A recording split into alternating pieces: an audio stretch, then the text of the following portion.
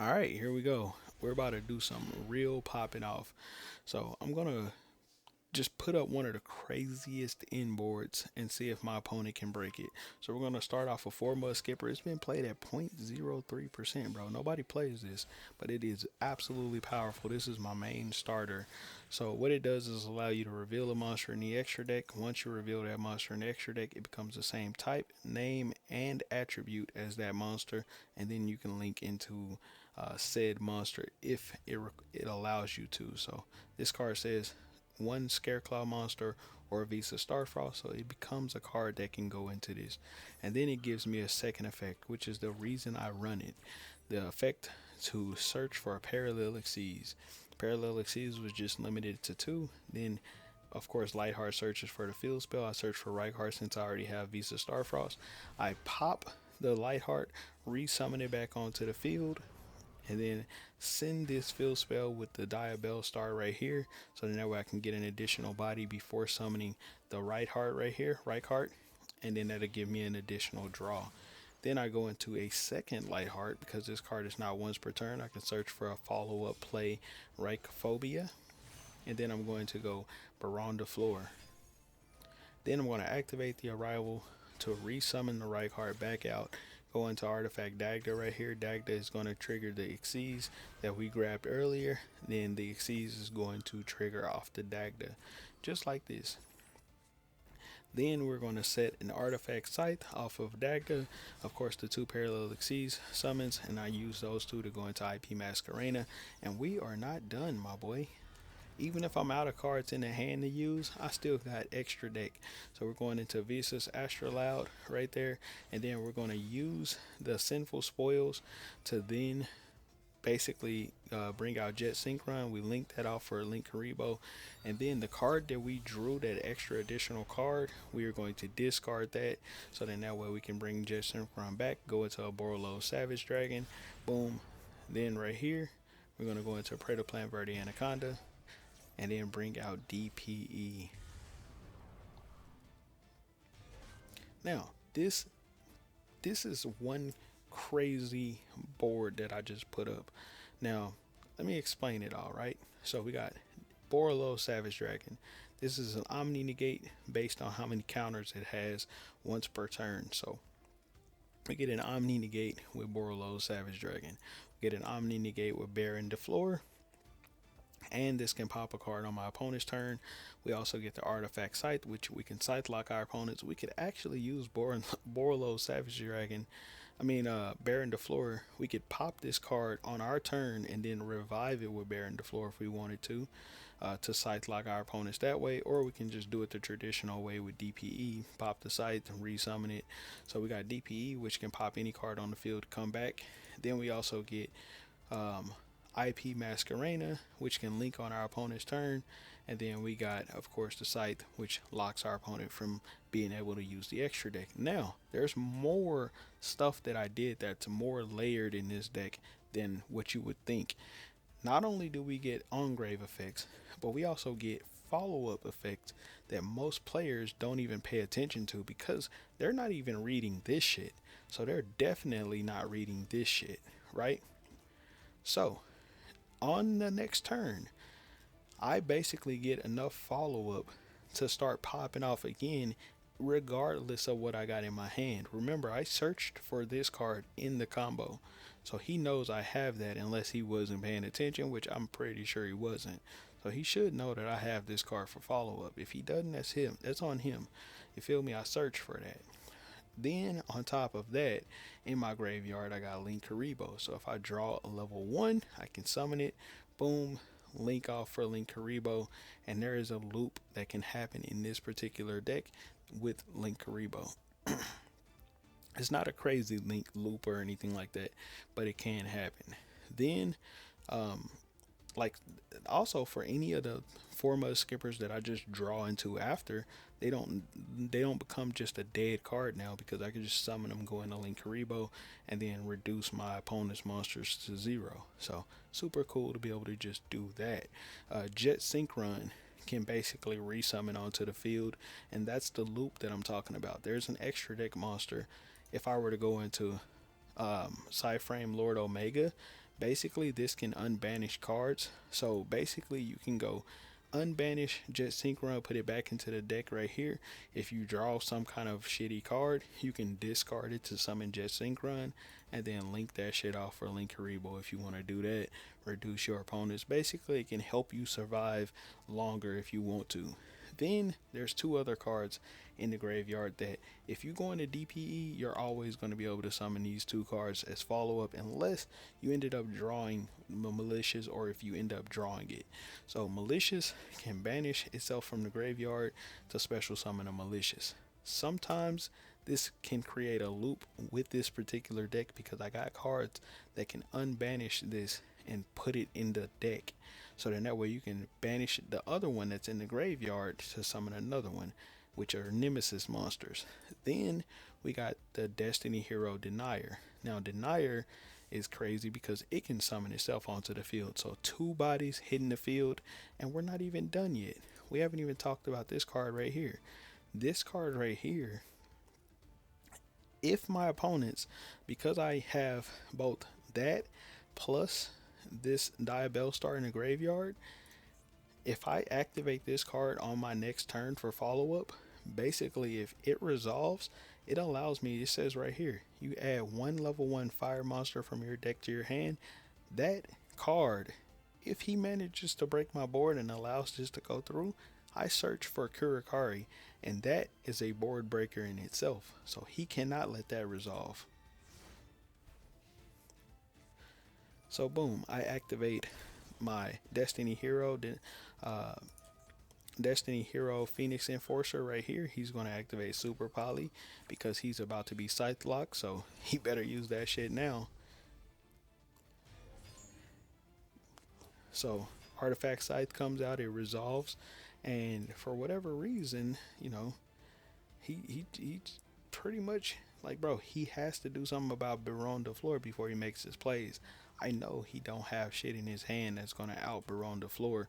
He's locked out of the extra deck, bro. What deck is he playing to have Super Poly in there? He uses that extra deck, right?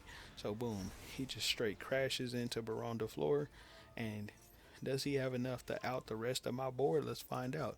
He activates True Sun God, then activates the Monster Reborn right here. I'm pretty sure he's going to use Baron de Fleur to pop. Bro, you didn't use Baron de Fleur's on-field effect to pop? Look, this card says, this card reads, once per turn you can target one card on the field and destroy it. Bro, why didn't you destroy the Scythe? Bro, why didn't you destroy the Predator Plant Verde Anaconda? Bro, why didn't you activate, my boy? He just ends his turn.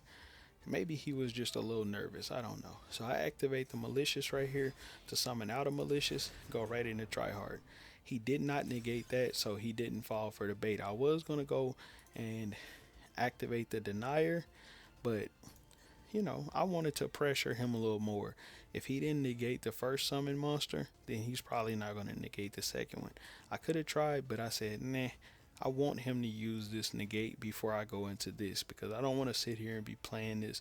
Are you going to negate this? Are you going to negate this? Are you going to, you know, nah, fuck that. I wanted to have him negate before I activate this, because this is going to be bigger follow-up for me to absolutely just kill him in one turn. So boom, activate Original Sinful Spoils, just like I said earlier. Follow up in the graveyard every single time that you play this deck. You're going to have graveyard follow up. So boom, we're going to activate this. We're going to grab Reichardt, and yeah, he did negate that, by the way. Then we're going to grab this, boom, summon this. That's 3 attacks off of Scareclaw Tryhard right there. For whatever reason, I could not attack. Why? I don't fucking know. Let's see, what does this shit say? Oh, yeah. Oh, so monsters cannot attack the turn they're summoned. Okay, that makes sense. That's why. But it's okay, I guess.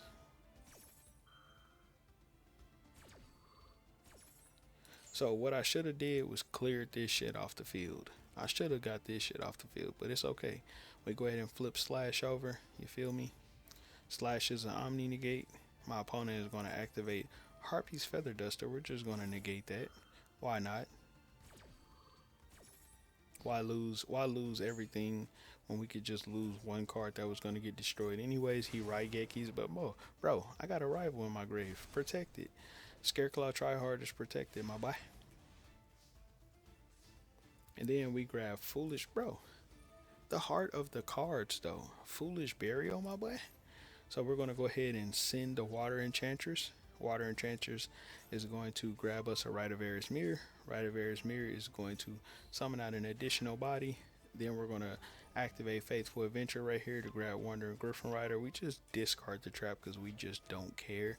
Don't want to lock myself out of being able to get that Omni Negate, because he's proven to me that he has plays, and the fact that he's staying here tells me that he has something on the back heel that he's waiting on.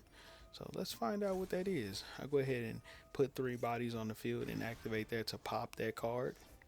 And then we're gonna attack that bitch with that sideways. He's gonna activate Guardian Slime. Negated. Yeah, negated. Get that shit out of here, my boy. So we negate that shit. He's gonna grab a True Sun Guide. Bro, do you think you're gonna survive with that True Sun Guide? No. Bro, did you not read the on-field effects, bro? You should have just hit no. It's a GG, my boy. Now, let's look at the deck that he was playing. 60 card deck. Nice. Not too bad, not too bad. He's got his board breakers in here. You know, he's got his Ash Blossom with the stinky feet, you know, showing. Okay. You know, he's got his super polys. He's got his 2 balls right here. I mean, spear modes. And then he's got his 1 Nibiru. Bro, this dude's cooking. You feel me? He can even tribute our field in multiple ways. He can use the Ancient Chant to grab monsters. You know what I'm saying? He can even activate this Soul Cross and tribute all the monsters off my field to summon one of those Divine Beast, one of the Egyptian God cards. Okay, I got you. You know what I'm saying? He's got a pretty powerful deck, but let's see what I cooked him with.